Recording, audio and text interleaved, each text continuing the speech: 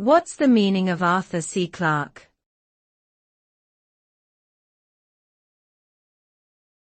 Arthur C Clarke.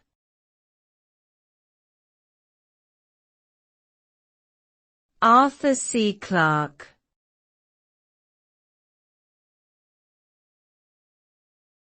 Arthur C Clarke.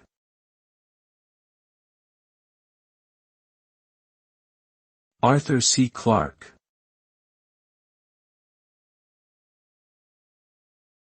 Arthur C Clarke was a British science fiction writer and inventor, best known for his novel, 2001, A Space Odyssey, and for popularizing the concept of geostationary satellites.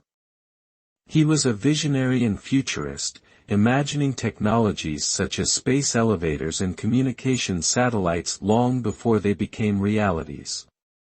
Clarke's work often explored the relationship between humanity and technology, depicting both the promise and danger of scientific advancements.